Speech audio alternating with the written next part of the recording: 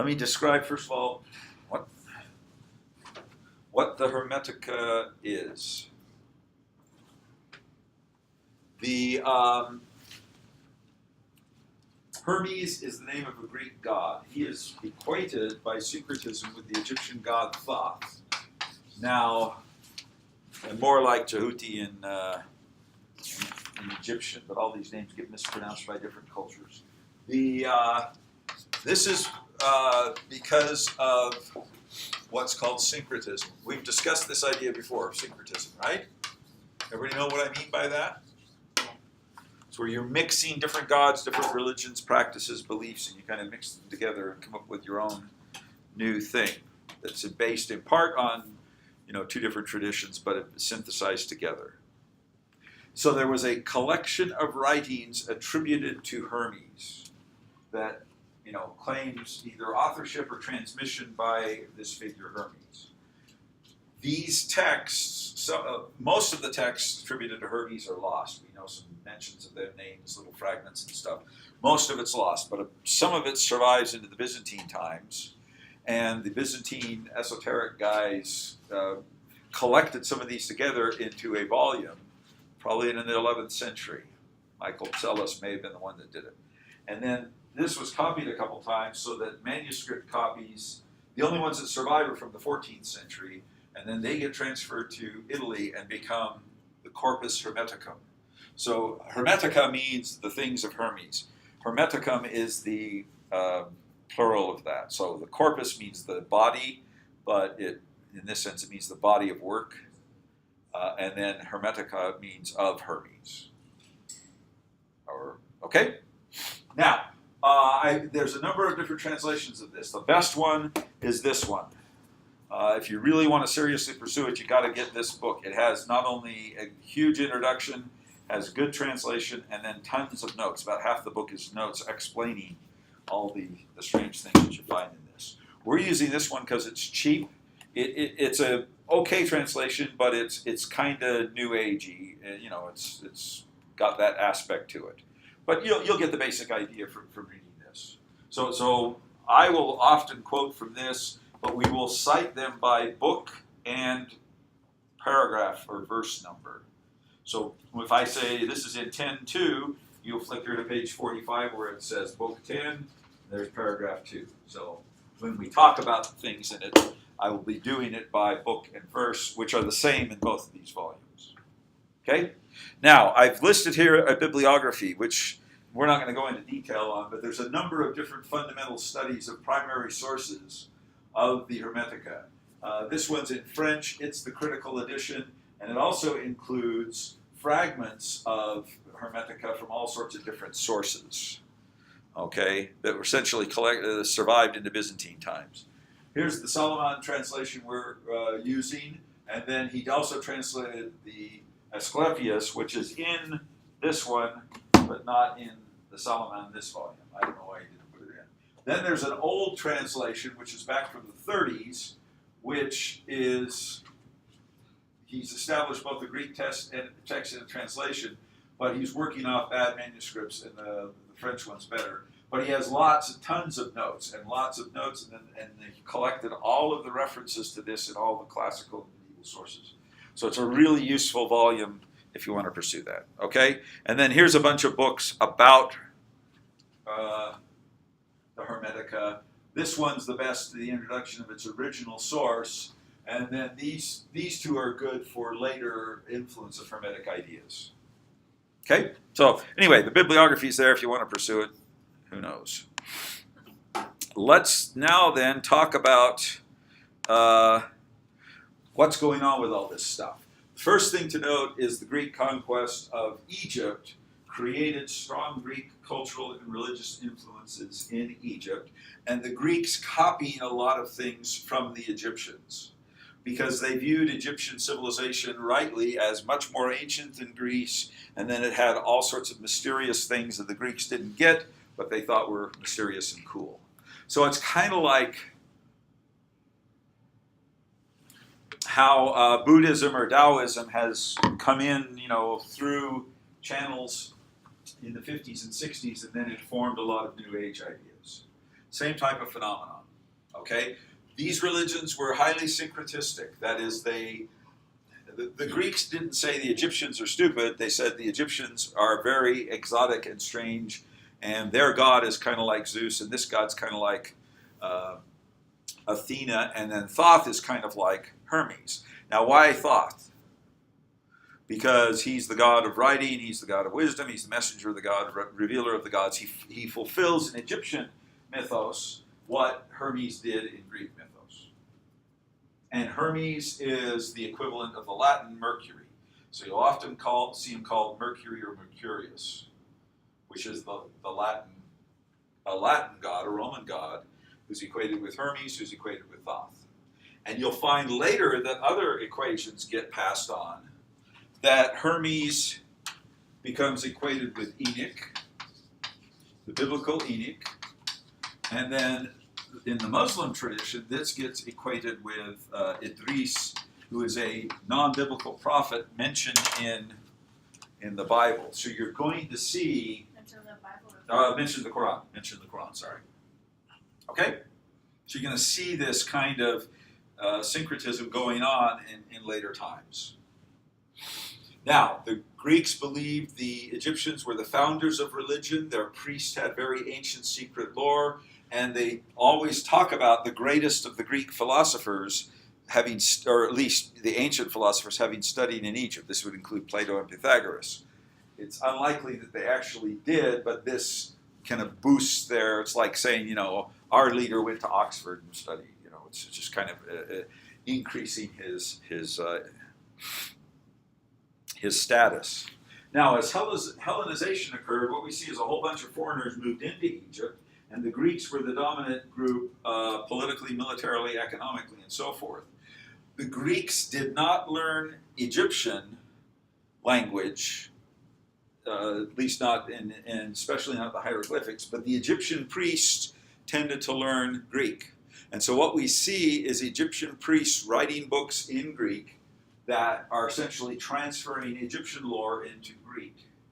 This is occurring in the 3rd and 2nd, 1st centuries BC. In part, it's because the Greeks want to know about Egyptian lore, and it's because the daily language has started to become Greek, and that's, so they talk and write in it. And Egyptian is becoming more like Latin, at least in its written form. Okay? Now, what that means is the Hermetica, as we have it, is probably Egyptian lore translated into Greek and then highly Hellenized.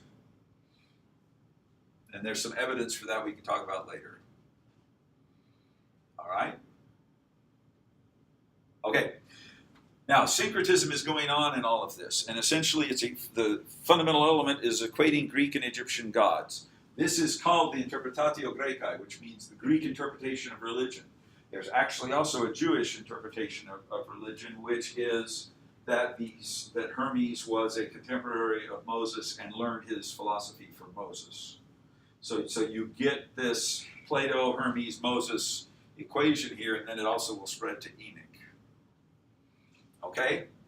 Now, we won't go into the details of the Hellenization, but basically what we're seeing is Egyptian lore passing into Greek language, with the emphasis that Egypt it's called the temple of the world. It's the most holy place. And there are prophecies about, in the Hermetica and other places, prophecies about how foreigners will one day rule Egypt and shut down the temples and all this type of stuff. So there's a big kind of anti-Greek sentiment, even while the Egyptians were learning Greek for practical purposes. Kind of like, within the Latinos community, a lot of Latinos speak English fluently, but are really kind of like uber nationalistic Mexicans, even though they're living in America. That means that it's actually different than that, because they're the minority here and they were the majority in Egypt. Okay, Hermes then is also called Trismegistus. And this is a title given to him. It means thrice great. And basically it was an ancient practice to repeat a title or a honor 3 times to make it mean the most. So Hermes the great, great, great, and that's how he's written Egyptian hieroglyphics, it means the greatest. So in Isaiah, you see the same thing, where God is said to be holy, holy, holy is the Lord God. That means holiest. Okay? So Trismegistos is a title, and you'll hear that popping up all over the place. Now, what exactly Hermes was is highly debated, but here are some of the characteristics of Hermes' thought.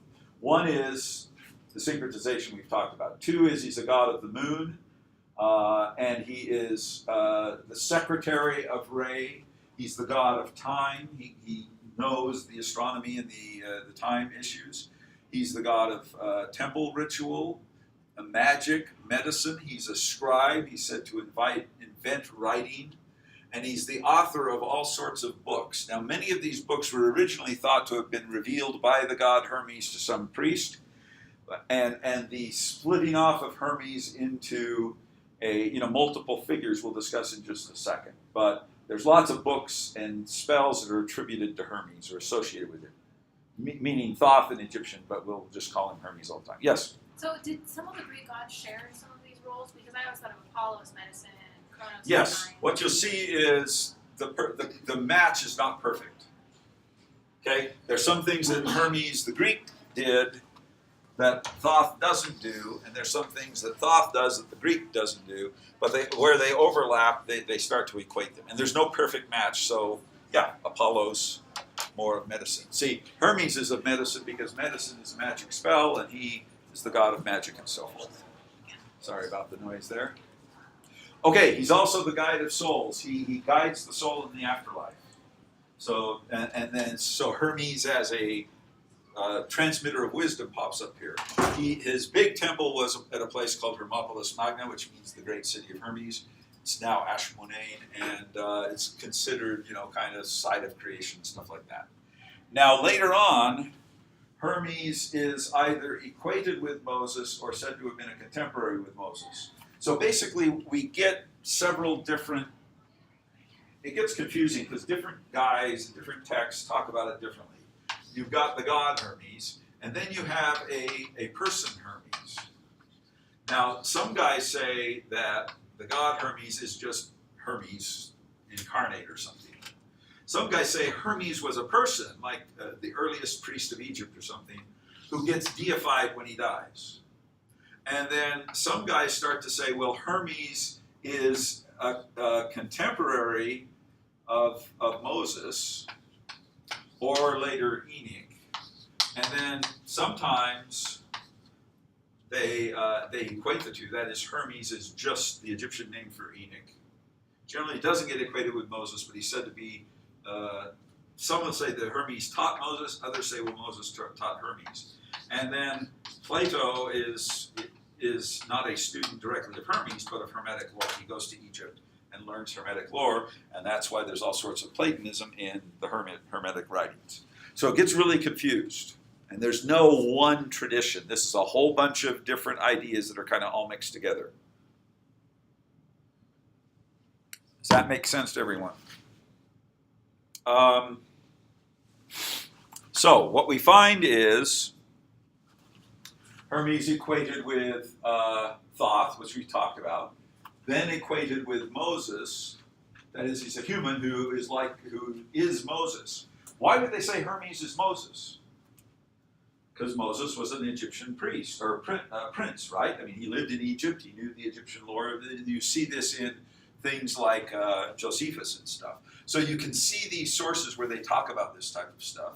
And then he's equated with Idris Enoch, and this is kind of the Arabic interpretation. So you get a Greek interpretation, a Jewish, and an Arabic. They all see Hermes as a great figure, but they kind of interpret him differently. So, is he a god or a human? Is he a god who becomes incarnate and teaches men, or is he a man who becomes divine after he dies? See, there's all these different issues.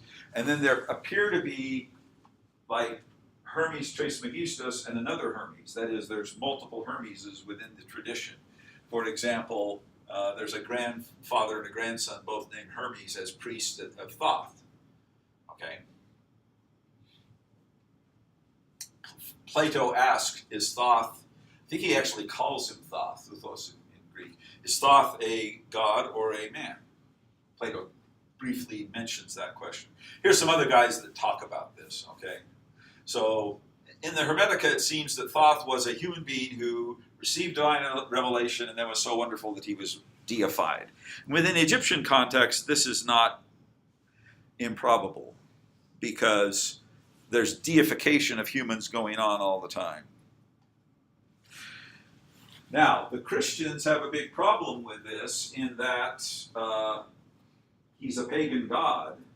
Is this pagan lore or is it authentic lore? And the Christians and Jews are a little bit confused about this. Some Christians, we're talking ancient Christians here, some of them kind of accept it, some of them don't. Augustine talks about Hermes and the Hermetica.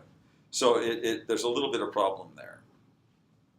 Hermes is also said to have written hieroglyphics stelae. These are inscriptions, right, on either standing stones or walls of temple. And the claim is that the book was translated, copied off the temple wall that Hermes wrote, and then translated into Greek.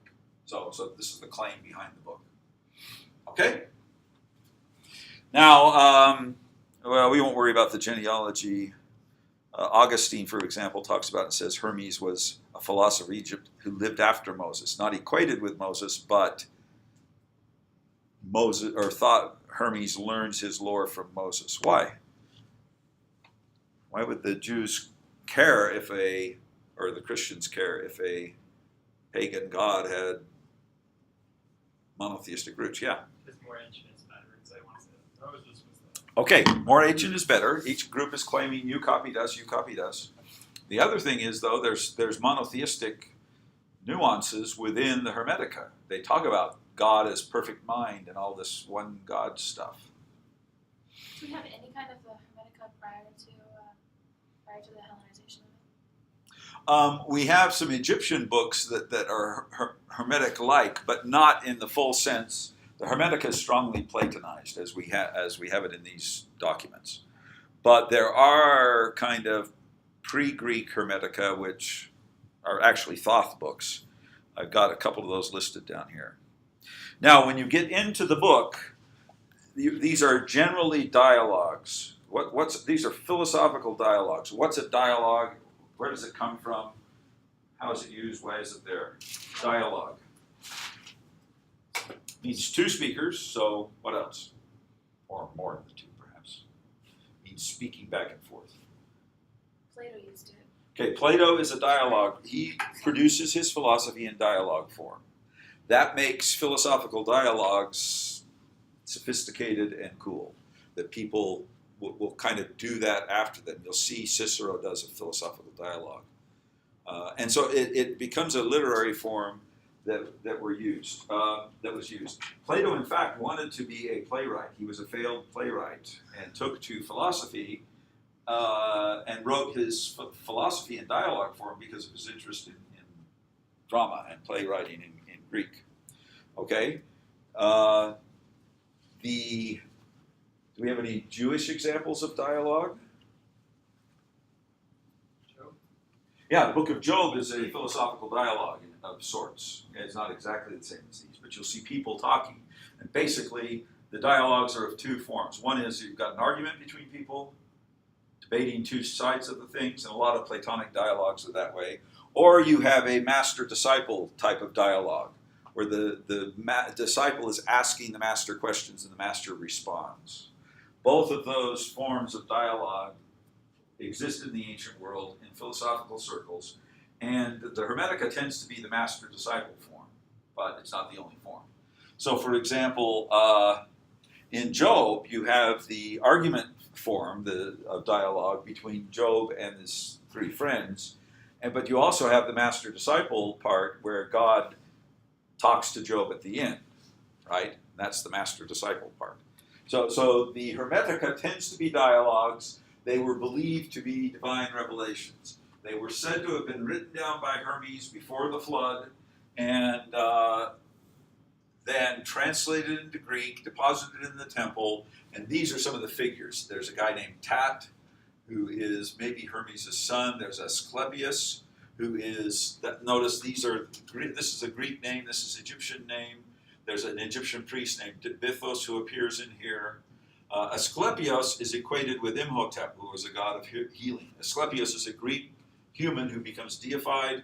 Imhotep was a Greek or an Egyptian god or Egyptian priest, healer, who becomes deified. Okay, so you get this healing element in there. And then you have also some celestial type figures, one of which is Nous, who is, what's Nous? We've talked about this. Mind, it means your mind, but it is one of the names for God. Then you have Poimandres, which is kind of a corruption of the term. Andres in Greek is man, so this is the shepherd of man. And that seems to be a title of one of the guys in these. And then you have some other priestly figures, and then some Egyptian gods that appear. Okay? So in the Hermetica, different figures appear at different times. A lot of scholars think that these books are not necessarily all from the same sect or interpretation of Hermes' wisdom. Do you see what I'm saying? They happen to be bound together by some medieval Byzantine monk who thought they were cool, but that doesn't mean they were originally part of one single movement. They're part of a Hermetic impulse within this area, but not necessarily. There could be 2 or 3 different Hermetic sects or interpretations, just like there were multiple Greek philosophical schools, there were multiple Hermetic schools, probably. And so it's, there may be multiple schools for the origins that got combined later. Don't necessarily fit together. Okay? Is everybody with me so far? Do you have any questions? Now, there's also lore about Hermetic tablets. That is to say, these texts as we have them, the texts that you've got here are probably 2nd, 3rd century AD, but go back to earlier sources. Okay? There is the story of the tablet, and the basic story, and these are the sources that mention this, is that Hermes lived before the flood. Now notice, everybody thinks there's a flood. The Egyptians, the Greeks, this is a universal idea, Mesopotamians. There was a flood that wiped everything out at some point. Hermes lived before the flood. It was revealed to him that there would be a flood. He wrote down his secret lore on stone tablets that would be preserved through the flood. Okay? These tablets then are found after the flood, and they are recorded on temple walls and so forth, and then they get eventually transcribed to papyrus and then translated into Greek. So that's one of the when I talk about mythos, I mean a collection of ideas that are sacred stories that kind of form the background of these things. So the mythos, the Hermetic mythos is about this divine teacher preserving these ancient teachings and things like that. So I use the term mythos in that sense. Okay, so that's an important idea here. And why is it important? Because we start to see tablet lore coming about as well. According to, this one is not in the source we have. This is from the Nag Hammadi text. Everybody know what Nag Hammadi is? Okay, the Egyptian Christians also were syncretists, and they syncretized a different strand. Well, let's step back a little bit. There's an idea that there is esoteric knowledge and wisdom.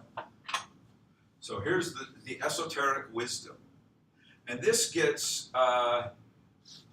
goes into lots of different movements, which are called Gnostic. What does Gnostic mean? I think we talked about this term, right? Gnostic means, Gnosis is knowledge, so Gnostic is a person who is seeking this esoteric wisdom and knowledge. He wants to know the esoteric secrets. Now so Hermes is a Gnostic movement. And there are other Gnostic movements, and there are Christian Gnostics who or often when we use the term Gnostic, we mean the Christian Gnostics. And then there are Jewish Gnostics and others. I mean, these are guys who all think there's esoteric wisdom. Yeah? Oh, the W is wisdom. Yes. All right? Now, the Nag Hammadi texts are a collection of syncretized, mixed pagan Christian documents that were probably proscribed. They were written in Coptic by a monk who translated most of them from Greek. The Greek originals are lost. We know that there are quotations from some of these books elsewhere in Greek, so we know they existed. They translated the Coptic in the 4th century, late 4th century. There was a purge going on in the Egyptian church of you can't have any of these pagan books, so they hid them in these jars because they would get arrested or punished or whatever if they had them. But they didn't want to destroy them. They hid them in these jars, then they never dug them up, and they were found back in the late 40s and have since been translated. It's called the Nag Hammadi text, which are Gnostic, that is part of this broad movement, mainly Christian Gnostic, but some Hermetic Gnostics. So the Ogdoad reveals the Aeneid is a Nag Hammadi text that is Hermetic. And in it, it says, so it should be part of this collection, but it got lost, but happened to have been copied into this Nag Hammadi text. Okay, some monk had it, said, oh, this is cool, wrote it down. All right, he talks about a turquoise tablet. What's turquoise? It's a bluish, semi-precious stone. It was really valuable in Egypt. They mined it out of Sinai. It was not as cool as lapis lazuli, but it was a lot cheaper and more readily available. So Hermes wrote this down, according to this, Ogdoad reveals the Aeneid, on a turquoise tablet and put it in a temple, which later gets found and translated into Hermetica. Now, this turquoise tablet becomes the emerald tablet of later texts. Now, So, just quickly, was that turquoise tablet real, or is this just a myth? this is what they say. Okay. I mean, well, let me put it this way. There certainly were special stelae made on semi-precious stone that were cut and carved and placed in temples and stuff. That was a very common practice. Whether this particular turquoise tablet existed, it's hard to say. They probably had a turquoise tablet that they thought was Thoth's writing, but you know. At any rate, later on we're going to find a document called the Emerald Tablet that pops up. And this is an alchemical text, which is essentially purportedly this text. So you see these legends kind of continuing on. We also have Josephus tells a story about the deluge, the flood, which parallels this story. That is to say, this is how Josephus tells the story. Enoch was the grandfather of Noah, right? Enoch, Methuselah, Noah. And this has nothing to do with the Bible. This is a later Jewish story that Josephus tells. And whether he got it from the Hermetica or it was a common tale or one influenced the other, we don't know. But Enoch was there. They knew the flood was going to happen, or they knew the world was going to be destroyed, but God had not revealed how. So they thought it's going to be flood or fire. And so if it were flood, they carved all the secret lore on stone pillars, and then they also carved it on brick or clay, because if the flood came, it would destroy the clay tablets, but the stone wouldn't be infected. But if a giant fire came, it would destroy the stone, would burn and crack, but the clay would just be hardened and it would be preserved in fire. Fire doesn't destroy clay. So they made 2 copies on these 2 pillars, and then he buried them underneath the temple in Jerusalem. Now the temple wasn't there, or maybe it was, according to Josephus. Melchizedek builds a temple there. But at any rate, and then later these tablets are found, and this secret lore is revealed. Now that's the same story about Thoth writing his stuff on temple walls. And then the Masons pick up this tale from Josephus and turn it into he's recording Masonic legend. So all of this secret writing on stone tablets, emerald tablets and stuff, there's lots of different versions of these tales that are being told.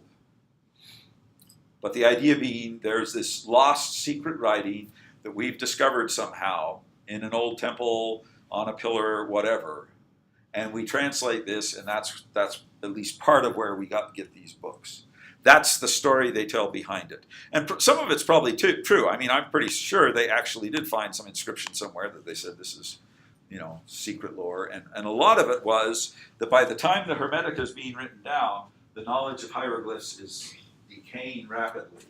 Basically, the Roman emperors decided to stop funding the temples of Egypt because they were really expensive. So they cut back the funding, and some they just cut back completely and said, look, you guys have to find revenues here in Egypt to keep this temple open. And the temples were collapsing in both a literal and figurative sense. They weren't being repaired, and they were falling apart. There was no new training of new priests. There wasn't funding to keep the temple rituals going, and so knowledge of hieroglyphics was fading, and a lot of guys were seeing these old inscriptions and kind of coming up with strange interpretations of all this. Now, the next mythos, remember mythos are these collections of sacred stories that kind of define these books and stuff. The next mythos is the sacred Egypt mythos, which is crucial to the Hermetica. And it makes Egypt a mystical sacred land forever after. The Greeks believe this, and it gets carried on in the Hermetica. Okay? The literary mythos is that it's a golden age when special teachings were revealed by gods to mankind. So this is revealed knowledge. In other words, it's gnosis, okay? Revealed knowledge of the divine wisdom. There is a prophecy that Egypt will fall and the Egyptian gods will decline in the old age of the world. That is, the world is drawing to an end. And there's this, it doesn't say Greece or Rome per se. It says foreigners will conquer Egypt and stop honoring the gods, and the temples will be closed and the learning will decline. And this is probably an authentic prophecy because guys were prophesying all sorts of stuff. But this is what was happening when the Hermetica is written down. And there's a couple of sources here where it's quoted. And then there is the idea that the gods will eventually return. So the foreigners will overrun Egypt, the temples will be neglected or forbidden, but eventually the gods will return. So it's kind of an apocalyptic theme behind all of this. We are in the dark age. Knowledge of the gods is decaying, but we have preserved this secret lore of Hermes. And from this will emerge the restoration. When the foreigners will be expelled, the temples will be restored, Egypt will resume its proper place, and all that type of stuff. So Egypt is called the image of heaven. It is a copy of heaven, heaven on earth, and it is the temple of the whole world, meaning it's the holiest place. It's the center of the cosmos. So all of this is very non-Greek. That is, an ordinary Greek wouldn't say this about Egypt, right? They might say it about Greece or something else, but this is clearly Egyptian-oriented lore being written in Greek. Now, there's a lot of Greek ideas in there as well. I'm not saying there's no Greek influence. I'm just saying this core concept is Egyptian. So there's a huge debate about, what the context of this is. And my opinion is that it's Egyptian lore that gets Hellenized and mixed with Platonic philosophy, and you end up with the Hermetica. Just as Philo was Jewish lore mixed with Platonic philosophy, you end up with Philo, who writes a Platonic philosophical commentary on the Torah. Okay? Is that clear to everyone what's going on?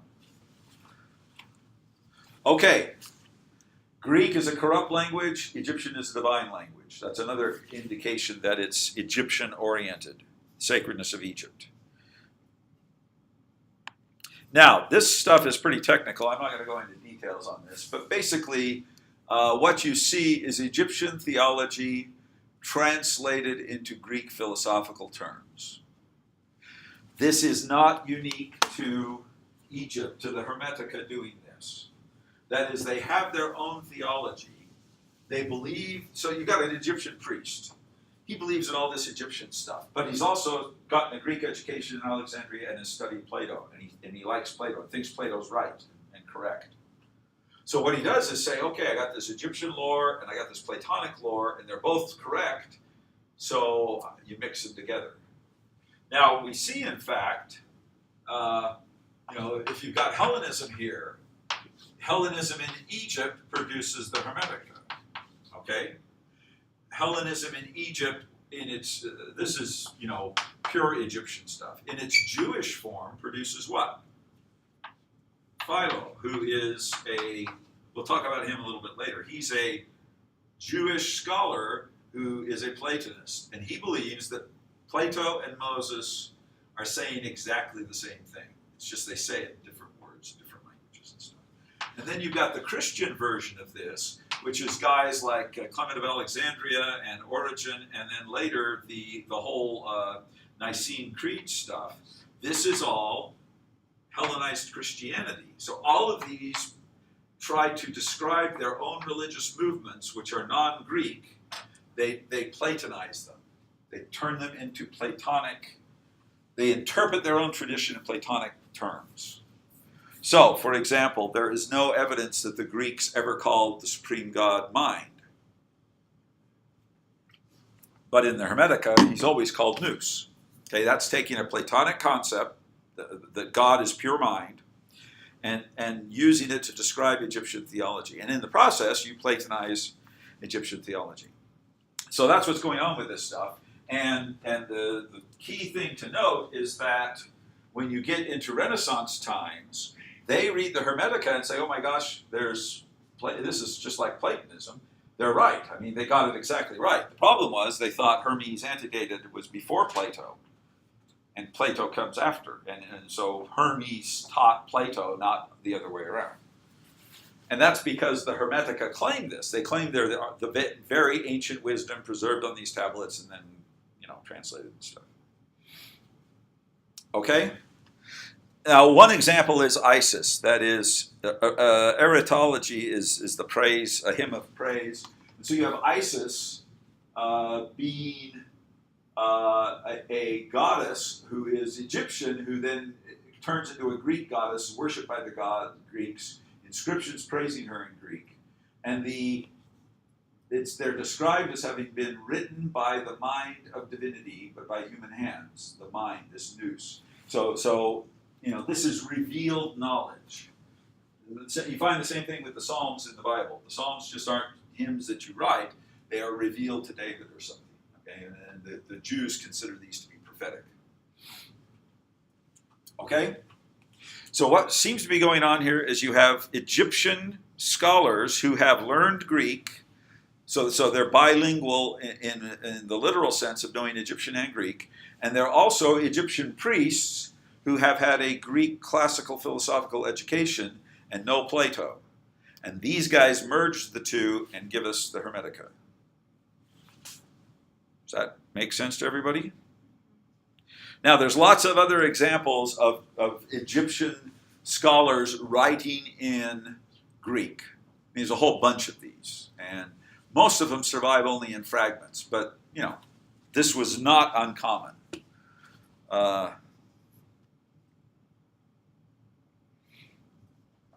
Now, Book of Thoth, there are Thoth books that pre-exist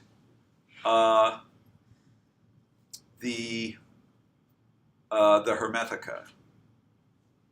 So we know most books from Egyptian temples do not survive. What survives archaeologically? Well, what's the reason they don't survive? It's because they are pagan books, and when Egypt Christianizes and then Islam and converts to Islam, they don't copy and preserve these books. They may systematically destroy them, or they may just ignore them and throw them in the garbage pile. But these books are going to survive only if they're copied. Okay, the oldest copy of the Iliad, complete copy, dates from the 8th century A.D. That's 1,600 years after Homer. We have a few fragments from the first centuries B.C. in Egypt that were survive in papyrus, but basically these books don't survive unless they're copied, or they're buried in a tomb. Okay, so we know there was a whole bunch of Thoth books. There really were, We don't know what they contain because for the most part they don't survive. One set does survive, which we'll talk about in a second. But this is just some evidence. This is all from Fowden's book. This is a different book I didn't bring. But at any rate, he just says, this guy says he discovered a secret book in an old tomb.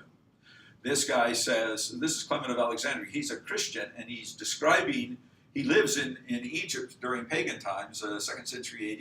He describes the Egyptian priests going along in procession carrying scrolls of Thoth. They have 42 books of Thoth they have. Okay? There's an inscription of the catalogs of books from a temple. They're all gone. They're all lost, okay? Almost all. We do know there were Thoth books that are pre-Hermes. And so what we find in the Hermetica is this Thoth lore mixed in with Plato, combined together to create this set of books that you're gonna be reading this now for next time and the time after, right? Last thing to note is that knowledge of hieroglyphics is dying by the 3rd century, which is when the Hermetica is being written. So probably the guys who actually wrote this were not reading an Egyptian papyrus. They were recounting oral lore and putting it in Greek. The Egyptian temples decline in part because of the funding is cut by the Romans just for purely financial reasons. In part because other religions are taking over, like Hellenistic religion or Judaism or Christianity, and then later Islam. All right? By the last dated inscription is from the island of Philae in 394, and it's very clear the guy doesn't really know what he's doing who's writing this. It's the last dated inscription of any form of hieroglyphics. Yep. Okay? And, it's clear that they don't know what they're doing. I mean, they can copy it, but they really don't know it well. There's a guy named Herapolo who wrote a book called the Hieroglyphica. It survives. He's from 5th century, so he's from 50 years after this, a generation or two later. And he is just making up all sorts of wild stuff about what the hieroglyphs mean. It's clear he doesn't know anything. So by this time, the knowledge is gone, and they're fantasizing or esotericizing these things. So we didn't learn what hieroglyphs meant until we found Rosetta Stone again? That's right. It's been lost that long. It's been lost for 1,500 years, right. Wow. Now, in reality, there's Muslim Egyptian sources that mention the copy that survives is like 9th century AD, but it is quoting earlier stuff back to maybe the 8th or 7th century, probably 8th century, in which they meet this old guy. The caliph comes to Egypt, says, "What's all this writing here?" And nobody knows what it means. They meet this old guy, and he says, "Oh, this is the ancient Egyptian, the writing of the ancient Egyptian pagan priests, and it's the same language as the Copts speak, who are the Christian Egyptians who are speaking Old Egyptian. But nobody speaks it or writes it anymore. So they knew at that time that Coptic was a form of Egyptian. The reason we're able to translate is because Coptic survives as Egyptian Christian text who wrote Egyptian language in Greek alphabet. That's Coptic. Mainly Christian stuff. But at any rate, so by this time they just don't know it. It's gone. Okay? And the last pagan temple is closed in 550. By then it's basically gone. So what these guys are doing is remembering kind of romanticized, strange Egyptian lore it's lost its original context because of this decline. There's also lots of magic in the Hermetica. Okay, Hermes is the god of magic, and the difference between magic and philosophy is almost imperceptible in these things. Magic is divine power. And philosophy is revealed from the mind of God. I mean, it's all divine power. So lots of magic involved, and there's lots of magical texts in the that survive from this period that talk about Thoth and have Hermetic type lore in it. Okay, lots of astrology as well. So these things are getting mixed already by this time. Here's some other earlier Egyptian wisdom literature. Here's another, this Ben Sira is another dialogue type of thing. There's wisdom literature that has dialogue between master and disciple. That is other types of text, instruction literature, and that forms part of the context of these, the dialogue format. So it exists both in Greek but also in Jewish and Egyptian terms. Okay, last thing are the assumptions that this text has. One of the main one is sympathia, which means, this is Greek, and it means cosmic sympathy, that there is these powers are all interconnected together. Hermes is omniscient. He has complete pure connection to the mind of God. Everything in the world is linked together by this sympathia, and it's basically magic. In Egypt, it's haka, and it means magic. It means literally force, but it means magical power. Divine, you could call it energy. There's a divine energy that pervades everything. This sympathia allows natural magic to work, okay? And everything is God. God is in everything. The pantheism, that's an idea you find there. And there's connection between light and this divine energy. Okay? So in Star Wars terms, this is the Force, right? It pervades everything. Now, there's also daimons, who are intelligent beings who are above man and kind of interact with man. So there's a set of spiritual beings. Sometimes they're just powers, sometimes they're actual beings. There's also a strong belief in fate, that everything's planned by God, and or the fates are controlling this, and everything occurs because of that. We talked about the daimons, the spirits, not demons as we understand them, but just spiritual beings. Astrology is involved, and anyway, we'll talk about more of this later. So that's basically it in terms of the Hermetica. Do you have questions on any of this? Just a real quick one. I was reading earlier in the Hermetica that mentions dark light. Why would they? I'd have to see the context, but I think that means evil energy as opposed to good energy. But I have to see the context. Not sure. Were the Egyptians into astrology absent of the Greeks? They believed in divine powers that came from the heavens and the stars, and that the stars were divine beings and stuff, but not in the classical form that the Greeks understood it. For example, the Greeks have the 12 zodiacs. The Egyptians didn't have that. They had the 30 decans, which were essentially dividing the heavens into 30 sections instead of 12. And so they were related. And what you see in the what's called the Dendra calendar, the Dendra star map, is the 12 zodiac signs of the Greeks merged with the 30 decans. They overlap and connect them together. So there is fate from the stars and influence of the stars and celestial powers in Egyptian thought, but not in the way that the classical Greeks turn it into astrology as we know. We're going to be discussing astrology another time. So anyway, see you on Friday.